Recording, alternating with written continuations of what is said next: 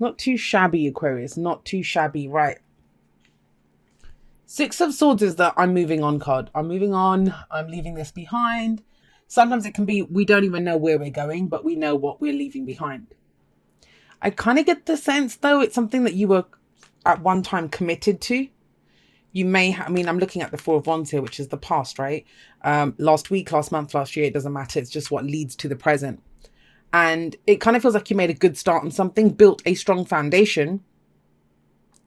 But it's like you're upping and just leaving. You're leaving it behind. There's a very kind of Eight of Cups feeling here. And not so much because, like, nothing, it's not about things going wrong. Things might have gone wrong, but the reading itself is not showing us that. All it's showing is Six of Swords is the journey card. And I kind of see this as moving away from a difficult situation, yes, but whenever we move away from something, we move towards something else. And the Lovers here is giving some indication of that. I will say this, for those of you that are in a long distance relationship, it may be that you guys were together. So, you know, you were in the same country or studying in the same place or working in the same place. Now the distance is coming. And it's about closing that distance. You know, how can you be back together again? And that's a very specific message. It may just apply to one person, but there is an element of long distance relationships coming in when these two come up. But generally speaking, you know, I read the energies very generally. This is about moving on, moving away from a difficult situation. Why? Because it's your focus is very much on what your heart desires. You have two cards here that talk about you, what your heart loves, what you desire, what you want, you know, whatever, what you believe that you deserve, right? You have two cards talking about that. We have the Lovers and we have the Lovers and we have the Nine of Cups here. And so with this kind of energy coming in, it's not so much even, I think it's easy to leave behind whatever it is that you're leaving behind. It doesn't mean you're physically leaving your job. It doesn't mean that you're physically leaving a relationship or moving out. It doesn't mean that. Although it kind of feels like some of you did with the Four of Wands. This can be a house move. This can be a job move. Can be all of that kind of energy. But it's something that you built a foundation for, and the foundation's solid. I don't know what switched. Did something else catch your attention? Did you kind of suddenly think, okay, well, this is what my heart deserves. I'm going to go for this. But something has shifted. Now, for some of you, it may be that, you know, whatever it was that you started building, the foundation here, you are now building more on this. You know, it's coming more from a heart space. You might have been doing the practical stuff before. Usually I get this is a change in the energy around you.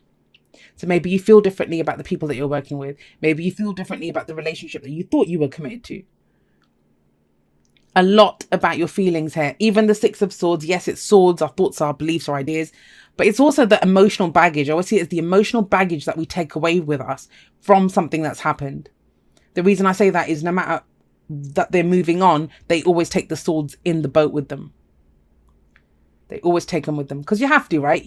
Whatever experience you have, it changes you. And I feel like it's changed something that you thought that you wanted. You may have even started to get it. You might have even started to experience it, or you were building the foundation for it. Something has shifted here. Now, it may be for some of you, this is a romantic reading for you, that you've met someone or you've encountered someone. Because there is a relationship here. There's love here with the Lovers coming in. And maybe some of you are literally moving from where you are to go be with this person. For others of you, this is that love, the fact that you love this person or this thing, can be a career move, you know, whatever it is that you now feel like is calling to you at a heart level, you can't ignore it. Not with the Lovers in the present, not with the Nine of Cups here. You also have the Ten of Cups. I mean, look at this thing. This is a really beautiful reading. I'm going to say that. But there's some kind of... Looking at the cards, if I just looked at the cards, cut off the energies, did nothing, did a very textbook, what do these cards mean reading, right? If we did that. Everything looks great.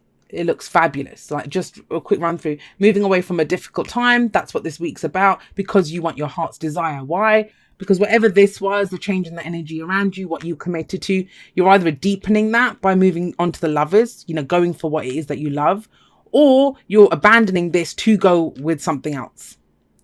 Either way, this is a step up, whether it's building on this or going in a new direction. What happens from that is the Ace of Pentacles. I'm going to go back over it, guys. I'm just giving you, there's an extra message that's coming through. I'm trying to explain that. So the Ace of Pentacles here is a future energy. This is where it's a new foundation. I kind of feel like this was more energetic. This is something physical, real. This was in your energies, your creativity, your passions. You were being solid in who you are. Now you're building something in the real world with someone, business, a new job, a new way of making money, a relationship that you're committed to, whatever it is. And the advice is to focus on your happily ever after. But there is this sense of unease and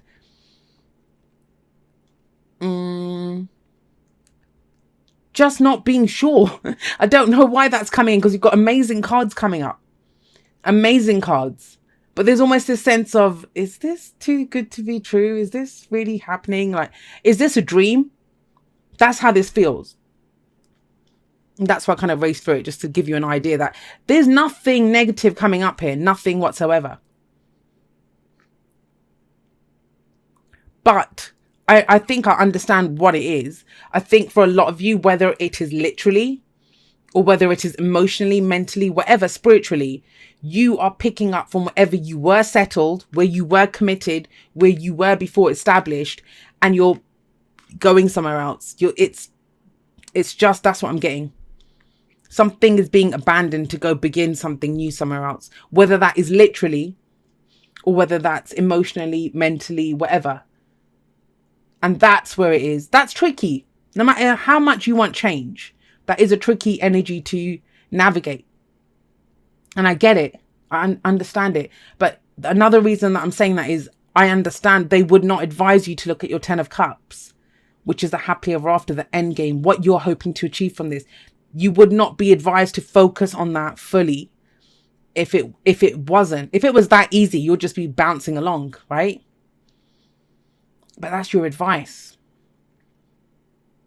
So has your life been moving in this direction anyway?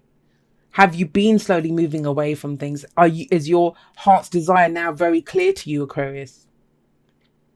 Did you understand whatever? Now, I'm going to say this for some of you. Maybe the sense of unease that's coming in, and I'm feeling it. I feel it in my shoulders. It's just kind of weird. And it's not me. I'm great with this reading, but with the Four of Wands in the past, maybe you were part of a relationship before. Maybe you thought you'd be at that work forever. You were committed. This is some kind of celebration. And I kind of get the sense that this was meant to be it. Whatever it was that you thought was your 9 of Cups, your heart's desire, you thought you had it, but it wasn't. This is it. Now what's coming in this week. And from there, you actually plant some real seeds to go in. Whenever the Ace of Pentacles shows up, that is solid, real world, I'm doing this forever energy. Yeah, this is about commitment, but this also leads to the 10 of Pentacles, which is the ultimate, this is going to stand the test of time energy. I kind of get the sense that you had an idea of what you wanted, but it was what you wanted before you knew what you needed. And I see the 9 of Cups at that often. Because as much as you've been trying to make whatever was existing be the 9 of Cups and look good, this card looks good, great energy. Whatever it wasn't the true 9 of Cups. It wasn't the true wish. Otherwise, why would you be moving on? Why would you be moving away from this? But for some of you, and I don't just think it's 1 or 2, I think maybe more than that, you will have to physically move to go get it. And you know that. That's where the unease is coming in. Like, am I going to do this? Do I really want this enough? And that's what you're told. 10 of Cups. Really, truly focus on what it is that you want. What's the end game look like? What does your happily ever after look like? Because this is the mini version of that. They're both celebrations. These are both celebrations. This might have been when someone got engaged here. Now they're getting married. There is that kind of... I just feel like whatever you thought fit the bill, the 9 of Cups, it wasn't that. There's something new that's been shown to you. And what I love about this, and what I love about you guys, Aquarius, those that resonate with my messages and that are on this kind of wavelength that I read for, is mind the language, but you're not fucking about. You're not just going to sit and wonder. You're off. You're in the boat. It's like, oh, right, cool. That's what I want. Okay, everyone in the boat, let's go. That's what I love about this reading. And I think if you stay with that vibe, that kind of, yes, this is what I love. This is what I want. I'm going to go for this. You know, this is mine to have. And that's what the Lovers says, right? It's the illusion of distance between ourselves and what we love. It's yours. Go get it.